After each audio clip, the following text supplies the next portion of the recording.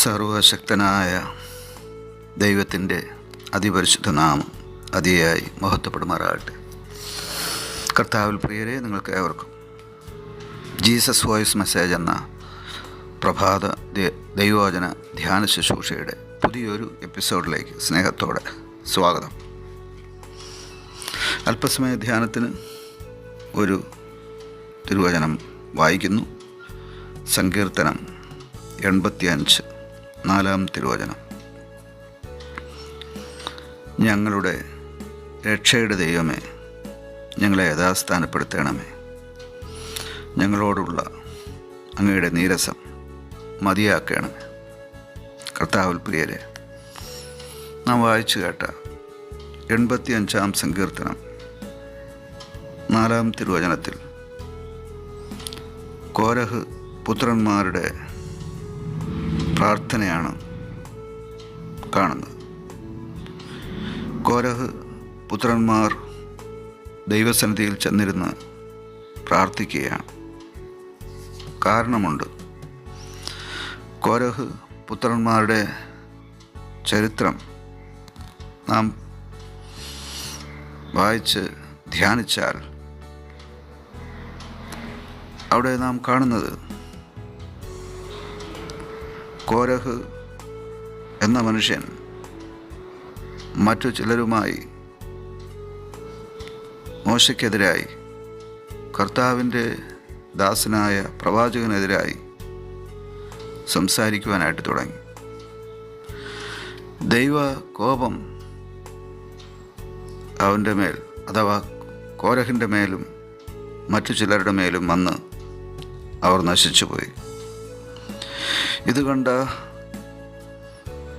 പുത്രന്മാർ ദൈവസന്നിധിയിൽ അനുതപിച്ചു. അവർ ദൈവത്തോട് പ്രാർത്ഥിച്ചു. ദൈവം അവർക്ക് ജീവനും കൃപയും നൽകി. അതുകൊണ്ട് തന്നെ കോരഹിൻ്റെ പുത്രന്മാർ എല്ലാവരും നശിച്ചു പോകുവാനിടയായില്ല. തീയിൽ നിന്ന് വലിച്ചെടുക്കപ്പെട്ട കൊള്ളി പോലെ രക്ഷിക്കപ്പെട്ട കോരഹിൻ്റെ പുത്രന്മാർ ഇപ്പോൾ തങ്ങളുടെ പിതാവിന് സംഭവിച്ച അനർത്ഥം, അകാല മരണം, ദൈവകോപം, അത് തങ്ങളുടെ മേൽ വരാതിരിപ്പാൻ ദൈവസന്നിധിയിൽ ചെന്നിരുന്ന് പ്രാർത്ഥിക്കുകയാണ്. അവരുടെ പ്രാർത്ഥനയിലെ പ്രധാന വിഷയം ഞങ്ങളെ യഥാസ്ഥാനപ്പെടുത്തണം എന്നാണ്. ഇങ്ങനെ പ്രാർത്ഥിക്കേണ്ടി വരുന്നത് എപ്പോഴാണ്? യഥാസ്ഥാനത്ത് അല്ലാതിരിക്കുമ്പോൾ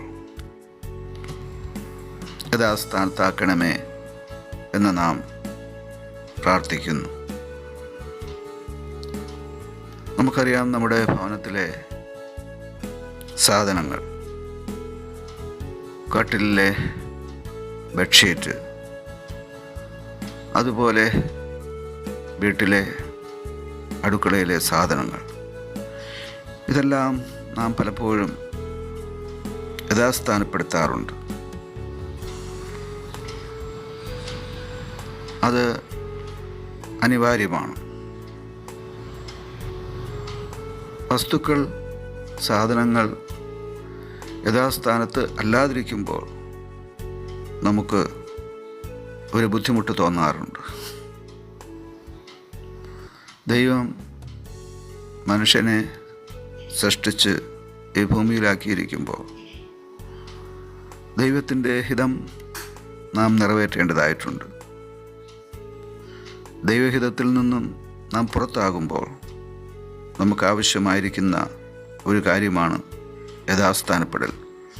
ഇവിടെ ആ അവസ്ഥയിലായിരിക്കുന്ന കോരഹ് പുത്രന്മാർ ദൈവത്തോട് പ്രാർത്ഥിക്കുകയാണ്. ദൈവമേ, ഞങ്ങളെ യഥാസ്ഥാനപ്പെടുത്തണമേ. ഞങ്ങളെവിടെ ആയിരിക്കണം? ഞങ്ങളെന്തായിരിക്കണം? ഞങ്ങളെങ്ങനെയായിരിക്കണം? ഞങ്ങളുടെ പ്രാർത്ഥന, ഞങ്ങളുടെ ഭക്തി, ഞങ്ങളുടെ വിശ്വാസം, ഞങ്ങളുടെ പ്രത്യാശ. തിരുവചനപ്രകാരം ജീവിച്ച് അനുഗ്രഹങ്ങളെ പ്രാപിക്കുവാൻ ഞങ്ങൾ തിരുമുമ്പിൽ വസിക്കേണ്ടതുണ്ട്. അതിന് ഞങ്ങളെ സഹായിക്കണമേ, ഞങ്ങളെ ശക്തീകരിക്കണമേ, ഞങ്ങളെ ബലപ്പെടുത്തണമേ, ഞങ്ങളെ യഥാസ്ഥാനപ്പെടുത്തണമേ. ഈ കോരഹപുത്രന്മാരുടെ പ്രാർത്ഥന തന്നെ നമുക്കും അനിവാര്യമായിരിക്കുന്നു. നമുക്കും പ്രാർത്ഥിക്കാം, യഥാസ്ഥാനപ്പെടാം. ദൈവം ആഗ്രഹിക്കുന്നത് പോലെ ദൈവസന്നിധിയിലായിരുന്നുകൊണ്ട് ദൈവാനുഗ്രഹങ്ങളെ പ്രാപിക്കാം. ആമേൻ.